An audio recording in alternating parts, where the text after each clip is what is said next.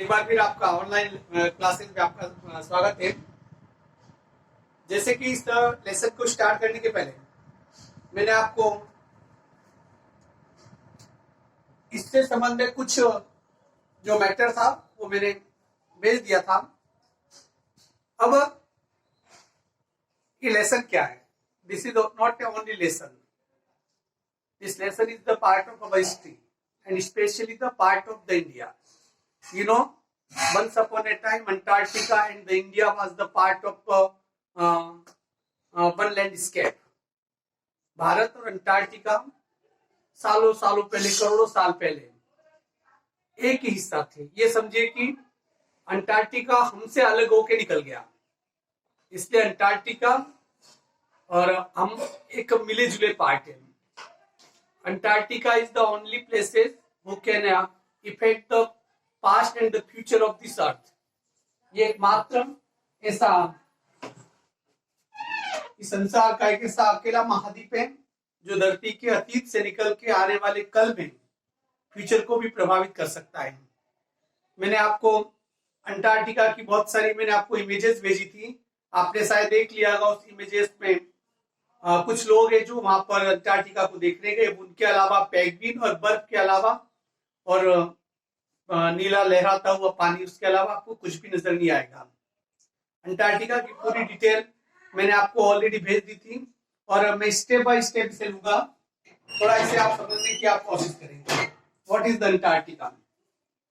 इसे समझना इसलिए जरूरी है फ्यूचर के लिहाज से. हमारी धरती का जो एटमॉस्फेयर है, जो क्लाइमेट है, वो कहीं न कहीं पूरी तरीके से अंटार्कटिका से संचालित होता है, वो इसे प्रभावित करता है. You are hearing a lot about the global warming. What is the global warming? जिस ग्लोबल वार्मिंग के बारे में सुन रहे हो उसकी पूरी की पूरी चाबी एक्चुअल में अंटार्कटिका में है. उसी एंड ऑफ द अर्थ, धरती का वो अंतिम छोर. देखिए, हम चांद तक पहुंच गए, चांद की खोज कर ली, पर अंटार्कटिका की हम उतनी नहीं कर पाए जितनी कि हमने चांद की कर ली. अंटार्कटिका तक पहुंचना आसान है, परंतु वहां के बारे में उतनी जानकारी हम कभी जुटा नहीं पाए, क्योंकि पूरा जो अंटार्कटिका का जो 98% भाग है वो लगभग 1-1.5 किलोमीटर मोटी बर्फ की परत से ढका हुआ है और जमीन तो उसके नीचे है. What is the Antarctica and what is the uses of the Antarctica? How can the Antarctica affect the Earth? इसके बारे में हम इस लेसन में पढ़ने वाले हैं. चलिए, लेट स्टार्ट. टॉपिक है journey to the end of the earth, धरती के अंतिम छोर की यात्रा. इसमें जो लेखिका होती है, जो राइटर के बारे में थोड़ा पढ़ लेते हैं अपन.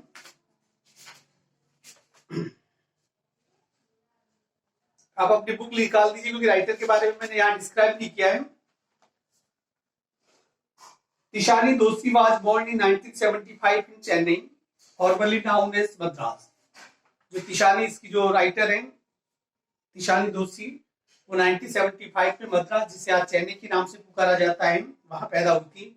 She has published poem and short stories. उनकी बहुत सारी कविताएं, बहुत सारे निबंध और बहुत सारी छोटी कहानियां प्रकाशित हुई है. She has been the lead dancer also in the Chandralekha troupe. Chandralekha एक नृत्य करने वालों का समूह, उसकी एक प्रमुख डांसर भी है. In this lesson, Tishani Doshi explain how the Antarctica is the appropriate place to know more about the Earth's past, present and the future. इस पार्ट में दोषी समझाती है कि पृथ्वी के भूत, वर्तमान और भविष्य के विषय में और अधिक जानकारी जुटाने के लिए अंटार्कटिका ही दुनिया का एक सबसे अप्रोप्रिएट स्थान है. She exhorts us to take care of the small things so that the big problems about environmental issue may be easily be handled. वह हमें बताती है कि हमें छोटी छोटी बातों पर ध्यान रखना चाहिए, ताकि पर्यावरण के संबंध में जो बड़ी समस्या है उसको सरलतापूर्वक निपटा सके. And our earth remains a place worth living for animal and human being for the centuries to come. ताकि हमारी ये जो धरती है, पृथ्वी है, आने वाले समय में, आने वाले युगों के लिए, सदियों के लिए, आने वाली पीढ़ियों के लिए पृथ्वी सही सलामत इंसानों के लिए और जानवरों के लिए रह सके. देखिए, मैंने पहले कहा था ये एक टेक्निकल लेसन है, और ये लेसन अभी नहीं, आगे आने वाले समय में भी कहीं कि आपके बहुत काम आने वाला है. ये लेसन आपकी नॉलेज को बढ़ा सकता है, इस धरती के बारे में हो सके आपको जो जानकारी अभी तक नहीं है, उस कई सारी जानकारी है। जैसे जैसे इस पाठ को पढ़ेंगे मैं आपको नेट से निकाल के मैं आपको सेंड करता रहूंगा सिलेक्टेड जानकारी, ताकि उसे आप बेहतर ढंग से इस अंटार्कटिका को आप समझ सके। The end of the earth, धरती का अंतिम छोर, उसके बाद कहीं कुछ भी नहीं है।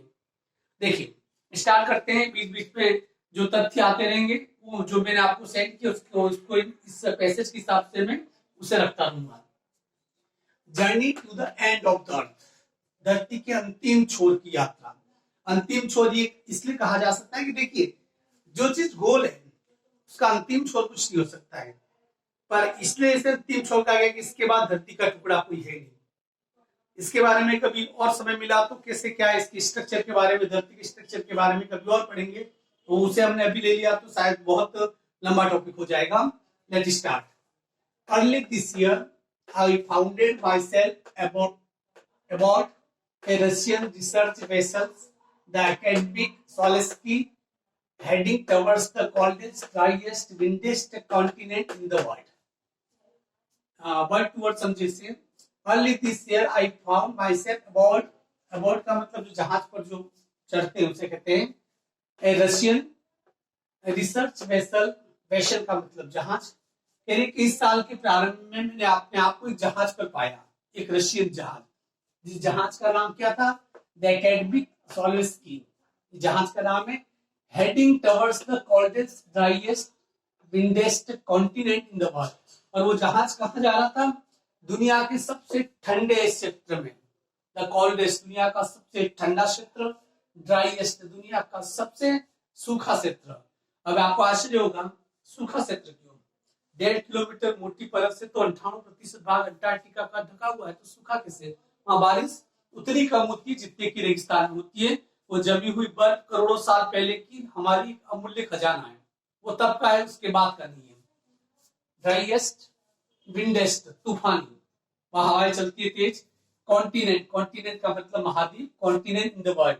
और वो जहाज कहाँ के लिए जा रहा था? दुनिया के सबसे ठंडे, सबसे सूखे और सबसे तूफानी क्षेत्र की तरफ, जिसे कि दुनिया अंटार्कटिका के नाम से जानती है। Antarctica. My journey began 30.09 degree north of the equator. Equator का मतलब होता है भूमध्य रेखा।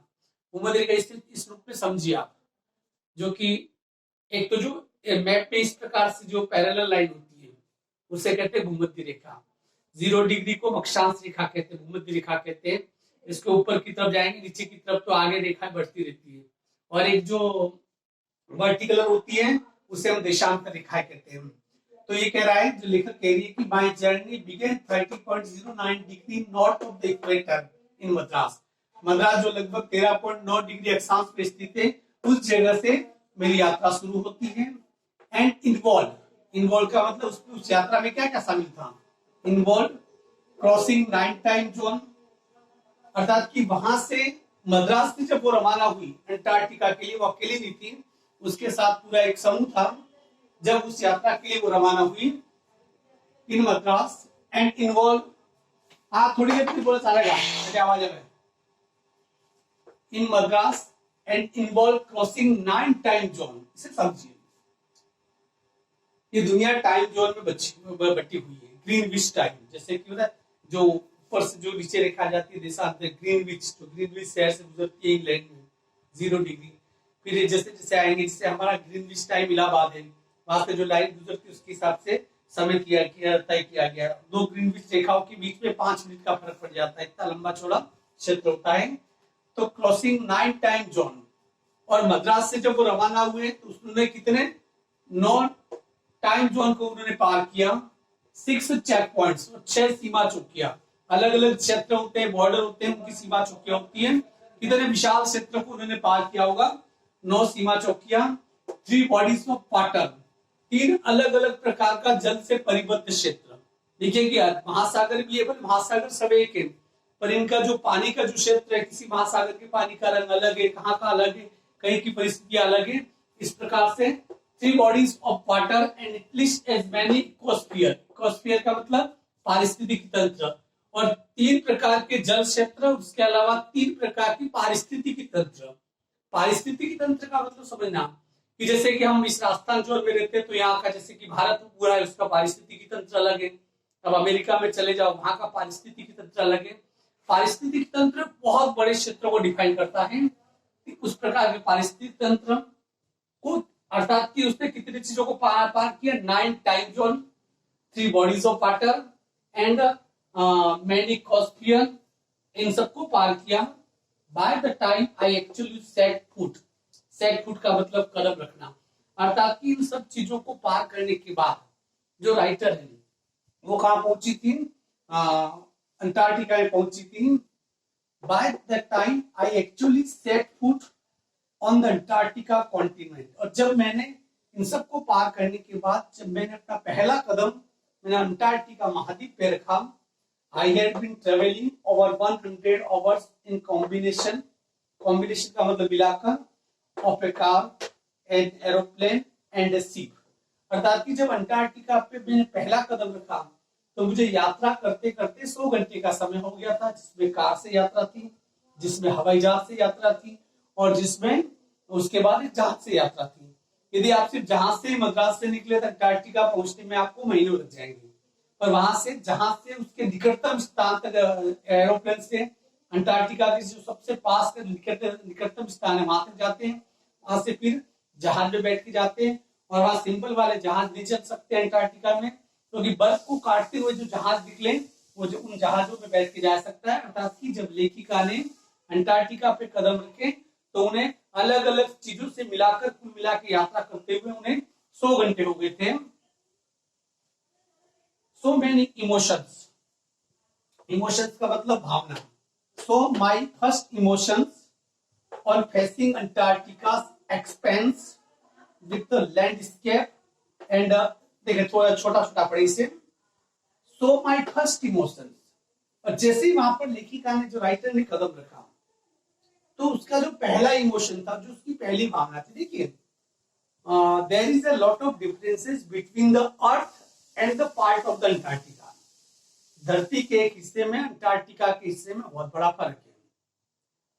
वो फर्क, इस चीज को थोड़ा समझ लीजिए कि हम यहाँ पर जब रहते तो हमारे चारों तरफ कुछ न कुछ होता है, कई पहाड़ियां हैं, कई तालाब है, कई झरने हैं, नदी नाले, धरती है, खेती है, दुकानें हैं, उनके साइन बोर्ड है, अलग अलग प्रकार के मानव के द्वारा निर्मित स्ट्रक्चर है। But whenever you set foot on the Antarctica, पर अंटार्कटिका में ऐसा कुछ भी नहीं है। There is only the expanses of the snow। वहां सिर्फ आपको बर्फ ही बर्फ नजर आएगी।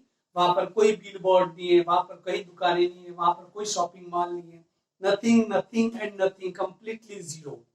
There are no any human existence। वहां पर कभी किसी मानव का अस्तित्व कभी रहा ही नहीं। इस चीज को थोड़ा समझने की आपको आगे इस बारे में बताएंगे।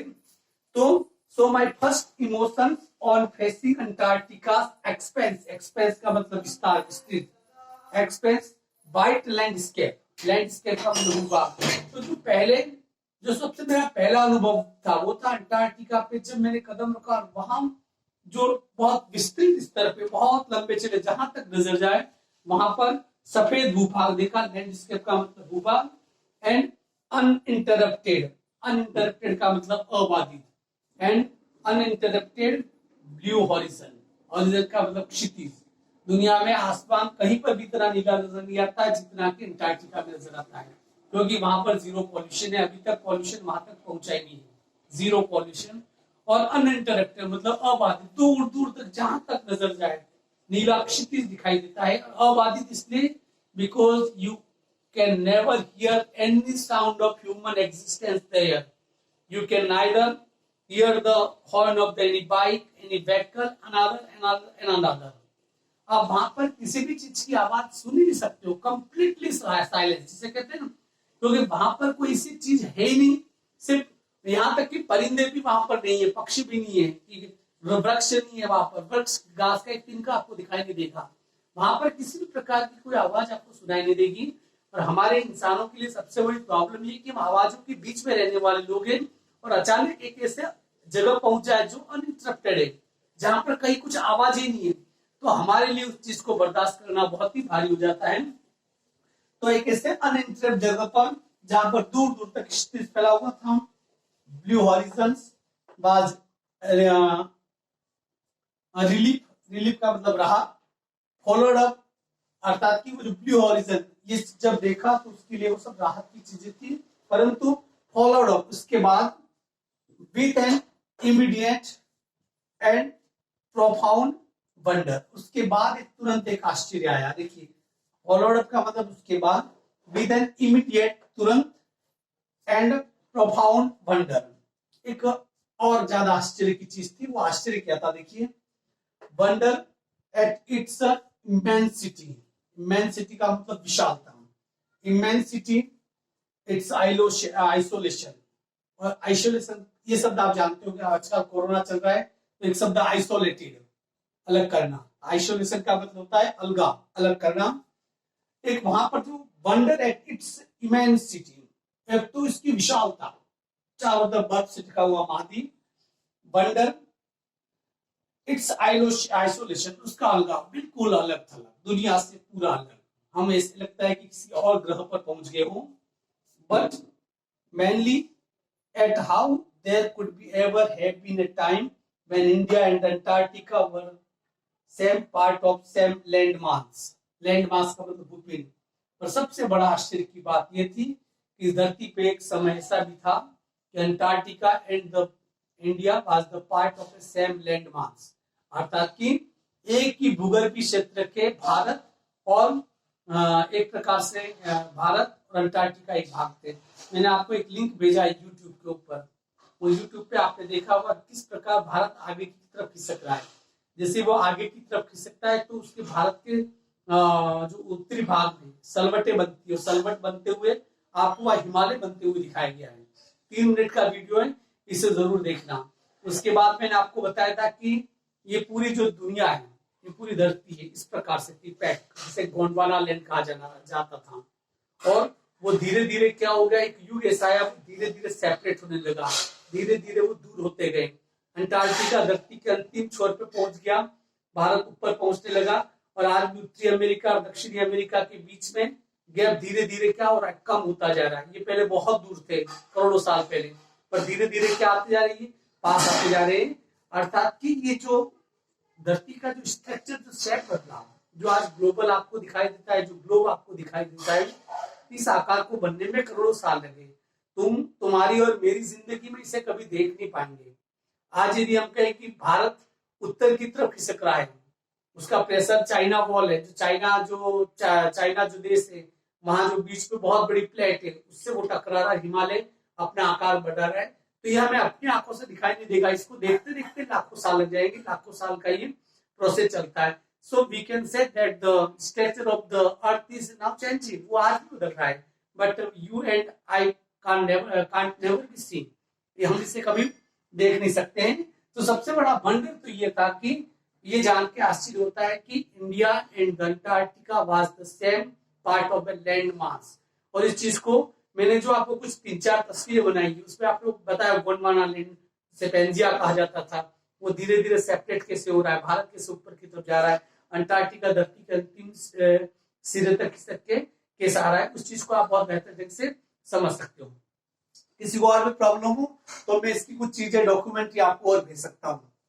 650 मिलियन ईयर्स अगो, देखिए ये इतना लंबा समय है, 650 मिलियन, 650 बिलियन, 1 मिलियन में 10 लाख होते हैं, 650 का 10 लाख से गुणा कीजिए, मतलब लगभग ये होता है 65 करोड़ साल पहले, 6.5 अरब साल पहले। और 6.5 अरब साल हमारे लिए तो 100 साल की अवधि बहुत ज्यादा होती है। ये जो इतिहास खोल रहा है वो 6.5 अरब साल, मतलब कि 650 मिलियन साल पहले की बात कर रहा है, मतलब 65 करोड़ साल पहले।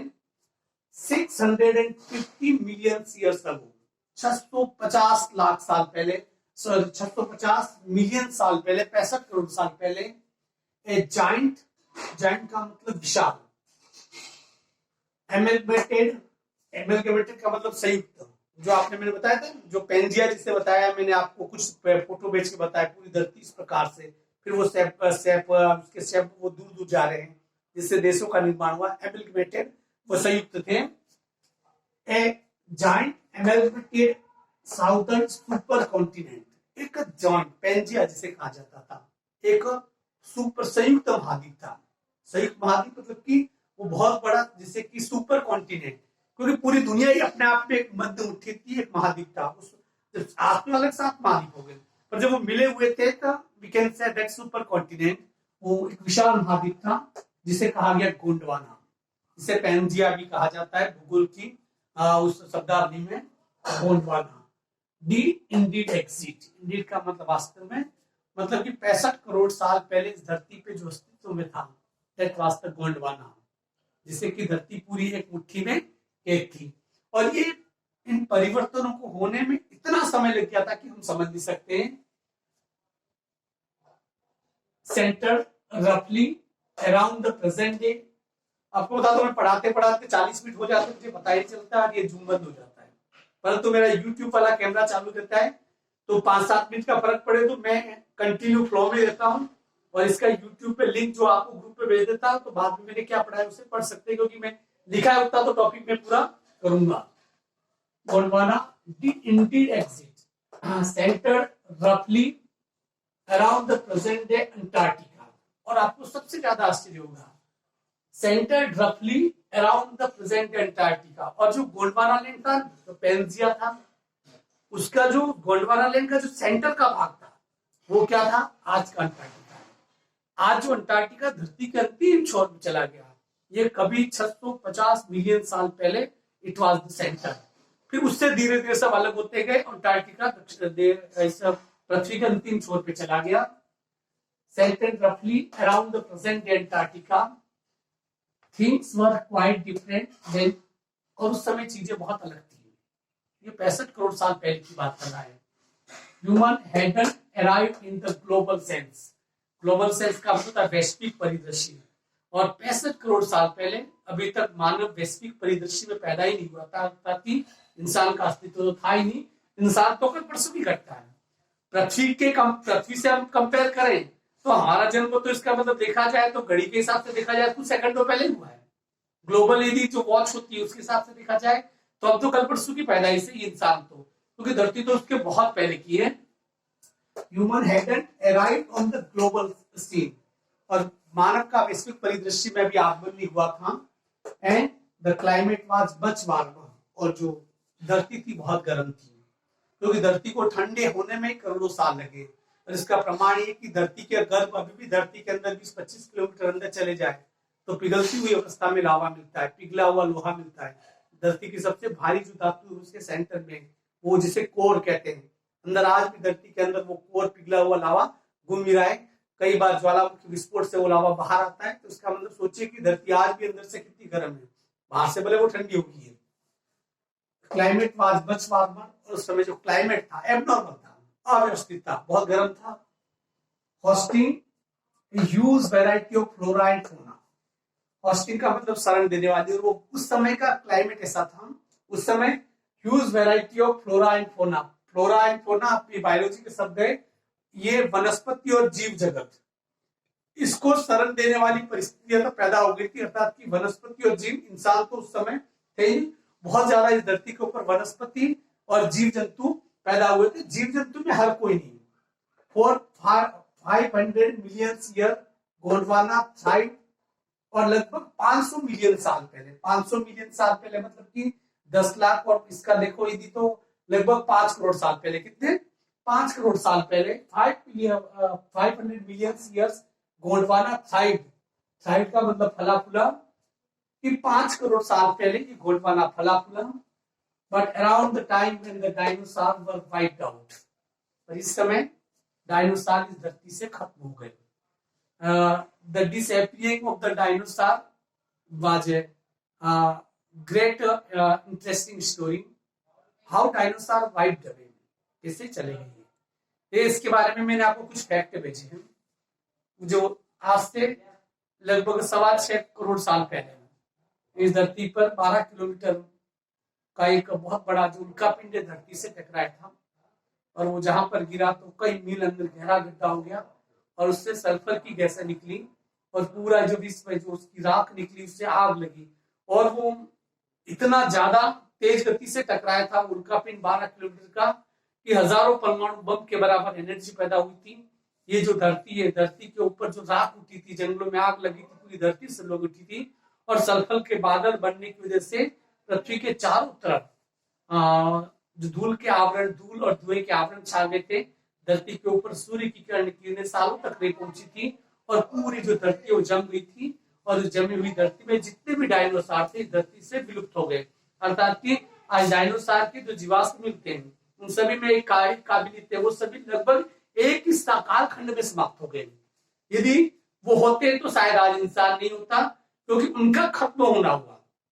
वो जो डायनोसॉर थे वो अंडे देने वाले प्राणी थे, और उसके बाद जो युग शुरू हुआ स्तनपायी का, मैमल्स का, ऐसे जानवर पैदा हुए उस घटना के बाद, जो कि अपने बच्चों को दूध पिलाते थे, जिन्हें स्तनपायी कहा जाता था।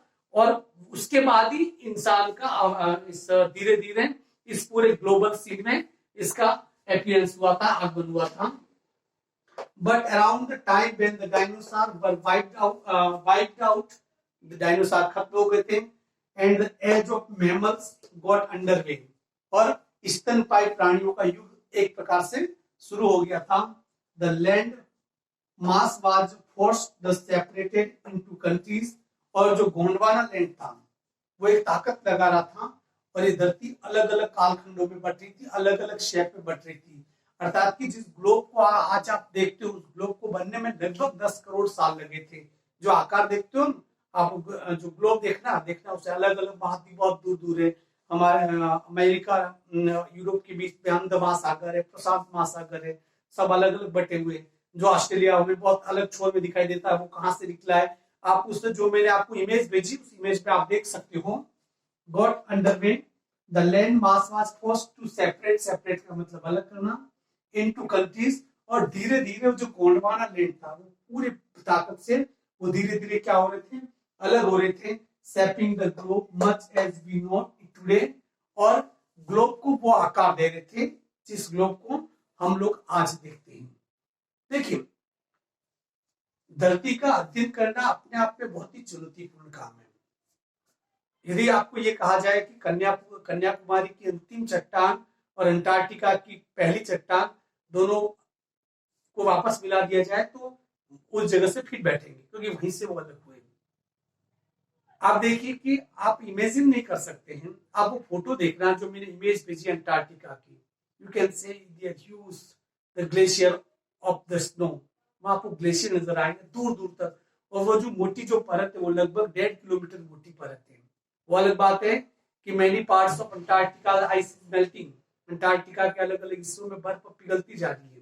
कहीं कहीं आपको पानी भी दिखाई दे रहा है, वो पानी पहले कभी भी नहीं था। और 1.5 किलोमीटर मोटी परत, उस मोटी परत के अंदर आपको पता है 1.5 किलोमीटर की मोटी परत अपने साथ में 65 करोड़ सालों का इतिहास समाये हुए। अर्थात कि इस धरती का जो एनवायरमेंट है आज से 5 या 10 करोड़ साल कैसे था, तो हम यहाँ बैठ के हमें पता नहीं चलेगा। वो सब उस 1.5 किलोमीटर मोटी परत के अंदर वो इतिहास कैद है, वो इतिहास आज भी वहां पर सुरक्षित है। वो अलग बात है, उसे समझने वाला चाहिए। अर्थात कि अंटार्कटिका की उस हिस्ट्री को हम समझ ले तो हमें ये पता चल जाए कि what were we in 500 million years ago, कि 5 करोड़ साल पहले क्या थे, and what will our future in the next, और आने वाले समय में हमारा फ्यूचर क्या होगा। We can know it from only the Antarctica.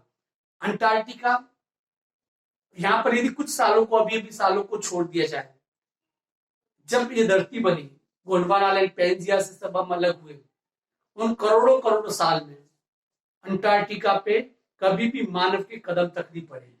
आज भी वहां पर आपको ढूंढने पर भी घास का एक तिनका नहीं नजर आएगा, आपको वहां उठती हुई मिट्टी नजर नहीं आएगी, आपको वहां कंप्लीटली साइलेंस नजर आएगा। कभी कोई परिंदे वहां से नहीं गुजरते हैं। सिर्फ पानी के अंदर कुछ जो सील और व्हेल मछलियां होती है वो पाई जाती है, और उस बर्फ की परत के ऊपर कहीं कहीं आपको पेंगुइन पाए जाते हैं। सिर्फ ये चीज पाई जाती है, बाकी there is a completely interrupted silence there, and we can know the history from that silence. उस खामोशी से हम अपने इतिहास को, हमारे खाम के इतिहास को हम निकाल सकते हैं। How does the Antarctica affect on the earth, ये अंटार्कटिका इस धरती को कैसे प्रभावित करता है, कैसे करेगा। या धरती पे जो लक्षण अभी नजर आ रहे ग्लोबल वार्मिंग के, उसकी जननी कहीं की अंटार्कटिका है, क्योंकि इस कुदरत को हमने छेड़ना शुरू किया है, अब अंटार्कटिका हमें छोड़ेगा नहीं। तो कल हम इसके बारे में पूरा पढ़ेंगे, किस प्रकार से अंटार्कटिका हम लोगों को पूरी तरीके से प्रभावित कर रहा है। थोड़ा मैंने जो मैटर दिया यूट्यूब पे, जो लिंक दिया, वो सिर्फ 3 मिनट का वीडियो, उसे जरूर देखिए। जो इंफॉर्मेशन दी है मैंने आपको अंटार्कटिका के बारे में, उससे पढ़िए। देखिए, आप थोड़ा किताबों से बाहर निकलिए, इस सिलेबस से आप बाहर निकल जाइए, क्योंकि इनसे नंबर लाना बहुत आसान है, शब्दों से खेलना बहुत आसान है, क्वेश्चन के आंसर याद करना बहुत आंसर है, बट सबसे बड़ी बात है कि आपको नॉलेज होना चाहिए। मैं चाहता हूं कि इस पार्ट को पढ़ने के बाद कभी भी कोई भी व्यक्ति आपसे अंटार्कटिका के बारे में पूछे, या आप अपनी तरफ से जहां 5 लोग बैठे हो वहां पर आप बता सकते हो कि अंटार्कटिका जो सूचना मैं दे रहा हूँ, यही सूचना उन लोगों को जिनको इसका नॉलेज दिए वहां तक यदि आप पहुंचाओगे तो वो भी बहुत सरप्राइज होंगे, क्या वाकई ऐसा होता था। क्योंकि ये आपके पास एक छोटा सा मोबाइल है, ये अपने आप में नॉलेज की खान है, इसका उपयोग तो हमें पता चल रहा है, पर इसका उपयोग तो हम 10% ही कर पाते, 90% तो हम अभी भी नहीं कर पा रहे हैं। बहुत सारी चीजें इसमें आपको मिल जाएगी। जितना आज पढ़ा है उतने ही भाग को आज वापस एक बार पढ़ लेंगे, और इसका ट्रांसलेशन करने में मात्र आपको 30 मिनट से ज्यादा लगेंगे नहीं। इतना कर लोगे तो कल हम इसकी थोड़ी रफ्तार से थोड़ा और पढ़ेंगे। हो सके मैं देखिए जो लेसन ले रहा हूँ उस पर टाइम लेंगे ये लेसन, क्योंकि लेसन टेक्निकल लेसन है और काफी तथ्यों की हमें जानकारी देते हैं। यदि स्टोरी वगैरह होती तो अपन चुटकियों में ले लेते हैं, पर अपन कम पढ़ेंगे बेहतर पढ़ेंगे। इसलिए ये जो ट्रांसलेशन है इसको वापस कर लेना। मैंने इन दोनों की फोटो भेज दूंगा, इससे इस ट्रांसलेशन करने में आसानी रहेगा, क्योंकि शब्द के जस्ट बाद मैंने जो हिंदी शब्दार्थ मैंने दे दिए, इससे आपको ट्रांसलेशन में आसानी होगी। आज के लिए इतना ही, बाकी जानकारी कल वापस आपको थोड़ा मैं फैक्ट टू फैक्ट नेट से आपको भेज दूंगा, और कल इसका हम अगला पार्ट इसका ले लेंगे। धन्यवाद, हैव अ नाइस डे।